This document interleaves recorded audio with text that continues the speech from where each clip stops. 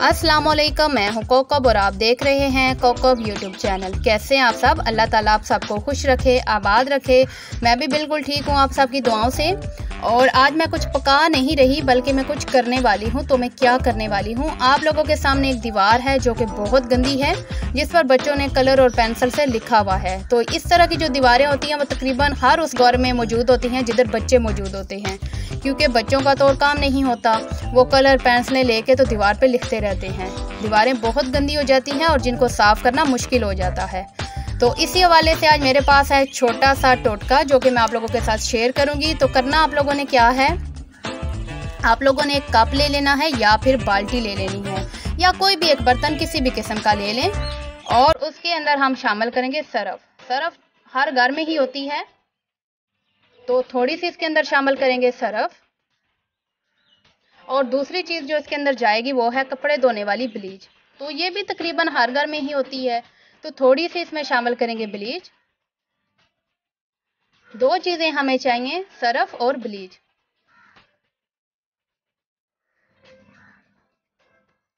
और अब इसमें मैं डालूंगी पानी, बिल्कुल थोड़ा सा पानी, बहुत ज़्यादा पानी नहीं डालना, थोड़ा सा पानी डालूंगी और फिर इसको अच्छी तरह से हल कर लूंगी ताकि ब्लीच और सरफ हैं जो वो पानी के साथ अच्छी तरह से हल हो जाएं।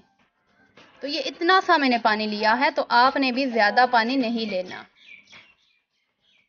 अब इसको अच्छी तरह से हल करेंगे।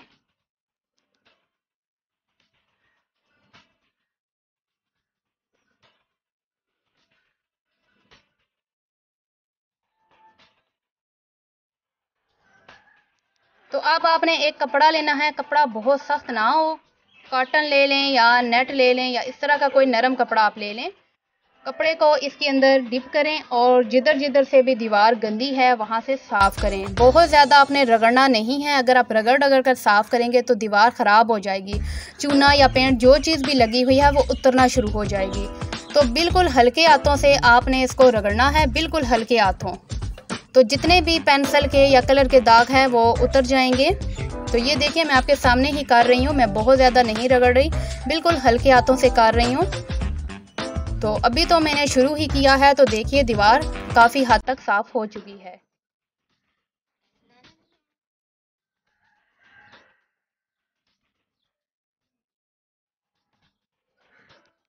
तो ये देखिए बहुत आसानी के साथ कलर और पेंसिल से जो बच्चों ने लिखा हुआ है वो बहुत आसानी के साथ उतर रहे हैं। बस आपने याद रखना है कि आपने रगड़ना नहीं है, अगर आप लोग रगड़ेंगे तो कलर उतरना शुरू हो जाएगा। बिल्कुल हल्के हाथों से आपने रगड़ना है। तो ये देखिए दीवार है जो बिल्कुल साफ हो चुकी है। ये नीचे से भी मैं आपको करके दिखा देती हूँ।